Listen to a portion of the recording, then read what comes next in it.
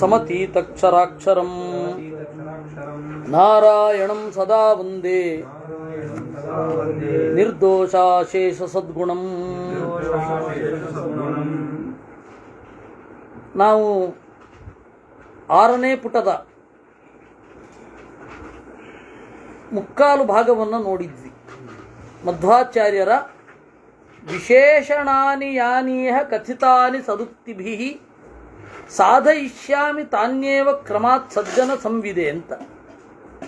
ಆ ಸಜ್ಜನ ಸಂವಿದೆ ಎನ್ನುವಲ್ಲಿ ಯಾದವ ಪ್ರಕಾಶ ಆಚಾರ್ಯರ ಕೋಶ ಸಂವಿದ್ಯುದ್ಧೇ ಪ್ರತಿಜ್ಞಾಯಾಂ ಸಂಕೇತಾಚಾರ ನಾಮಸು ಸಂಭಾಷಣೆ ಕ್ರಿಯಾಕಾರೇ ವಿಜ್ಞಾನೇ ತೋಷಣೆ ಪಿಚ ಅನ್ನುವಂತಹ ಒಂದು ಕೋಶವನ್ನು ಬಳಸಿಕೊಂಡು ಸಂವಿದೆ ಅಂದರೆ ಸಜ್ಜನರ ಸಂತೋಷಕ್ಕಾಗಿ ವಿಷ್ಣು ತತ್ವ ನಿರ್ಣಯವನ್ನು ನಾನು ಬರೆಯುತ್ತೇನೆ ಅಂತ ಅರ್ಥವನ್ನು ನೋಡಿದೆವು.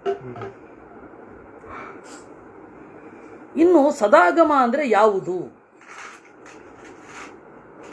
ಋಗಾದ್ಯ ಭಾರತಂ ಚೈವ ಪಂಚರಾತ್ರಮಥಾಖಿಲಂ ಮೂಲ ರಾಮಾಯಣಂ ಚೈವ ಪುರಾಣಂ ಚೈತದಾತ್ಮಕಂ ಯೇ ಚಾನುಯಾಯಿನಸ್ತ್ವೇಷಾಂ ಸರ್ವೇ ತೇ ಚ ಸದಾಗಮಾಃ ದುರಾಗಮಾಸ್ತದನ್ಯೇಯೇ ತೈರ್ನ ಜ್ಞೇಯೋ ಜನಾರ್ದನಃ. ಋಗಾದ್ಯಾಃ ಋಗ್ವೇದ ಯಜುರ್ವೇದ ಸಾಮವೇದ ಅಥರ್ವವೇದ, ಭಾರತಂ ಚೈವ ಮಹಾಭಾರತ, ಅಖಿಲಂ ಪಂಚರಾತ್ರಂ ಎಲ್ಲ ಪಂಚರಾತ್ರ, ಮೂಲ ರಾಮಾಯಣವೂ ಕೂಡ, ಏತದಾತ್ಮಕವಾದ ಪುರಾಣ, ಇದಿಷ್ಟು ಸದಾಗಮ. ಯೇ ಚ ಅನುಯಾಯಿನಸ್ತ್ವೇಷಾಂ ಸರ್ವೇ ತೇ ಚ ಸದಾಗಮಾಃ.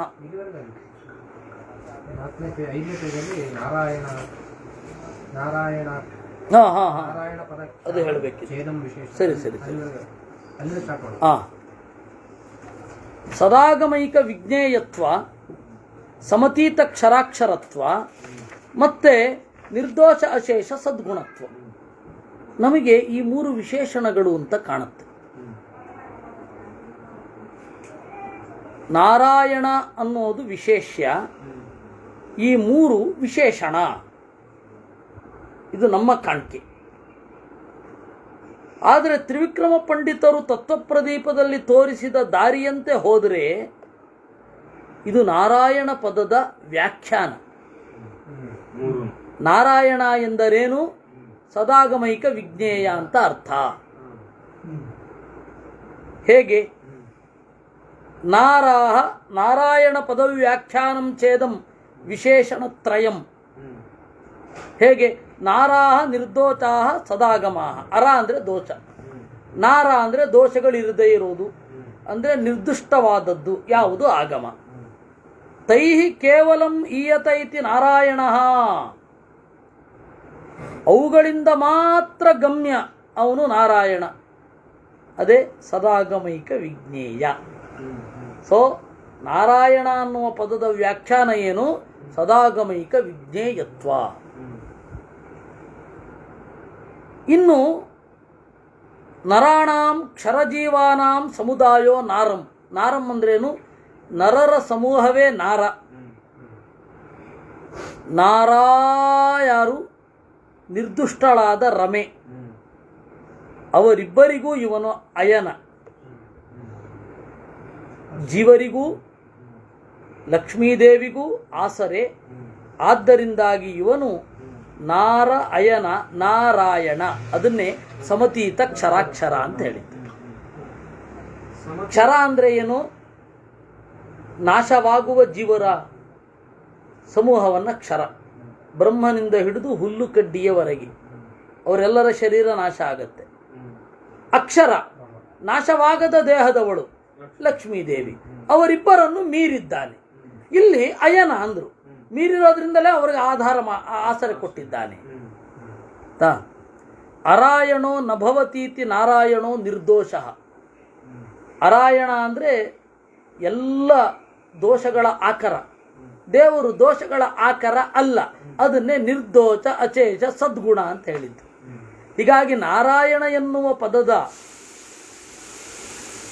ವ್ಯಾಖ್ಯಾನ ಇವು ಮೂರರಿಂದಲೂ ಆಯಿತು ಅಂತ. ಅಸಂತೋಪಿ ಗುಣ ಭವಂತಿ ಯಥಾ ತ್ರೈಗುಣ್ಯಾಂ ಅತ ಸದ್ಗುಣಮಿತ್ಯಾಹ. ನಿರ್ದೋಷ ಅಶೇಷ ಸದ್ಗುಣ ಯಾಕೆ? ಛಂದೋ ಲೋಪ ಬರದೇ ಇರಲಿ ಅಂತ ತುಂಬಲಿಕ್ಕ?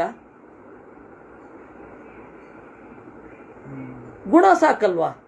ನಿರ್ದೋಷ ಅಶೇಷ ಗುಣ ಸತ್ಯಾಕೆ ಅಂದರೆ ಹೇಳ್ತಾರೆ, ಗುಣ ಅಂದರೆ ಕೆಟ್ಟದ್ದನ್ನು ತಗೊಳ್ತಾರೆ. ತ್ರಿಗುಣಗಳು ಕೆಟ್ಟದ್ದು ಗುಣ ಅನ್ನಲ್ವೇ? ಸತ್ವಗುಣ, ರಜೋಗುಣ, ತಮೋಗುಣಗಳು ಆತ್ಮನ ಉನ್ನತಿಗೆ ಪ್ರತಿಬಂಧಕವಾದವುಗಳು. ಅದನ್ನು ಗುಣಶಬ್ದದಿಂದ ತಗೊಳ್ತಾರೆ. ಅದರಿಂದ ನಿರ್ದೋಷ ಅಶೇಷ ಸತ್ಗುಣ. ನಿರ್ದೋಷ ಪದ ಸೂಚಿತಂಚ ಇದಂ ತ್ರೈಗುಣ್ಯ ವರ್ಜಿತಮಿತ್ಯುಕ್ತಂ ಭವತಿ. ನಿರ್ದೋಷ ಅಂದರೆ ಅದೇ ಸದ್ಗುಣ ಅಂತ. ನಿರ್ದೋಷ ಅಶೇಷ ಸದ್ಗುಣ. ನರ ಸಮುದಾಯಸ್ಯ ಅಯನಂ ಜ್ಞಾನಂ ಯಸ್ಮಾದಿತಿ ಬಾದರಾಯಣೋ ನಾರಾಯಣಃ ತೇನ ಸ್ವಗುರುಮಪಿ ವವಂದೆ.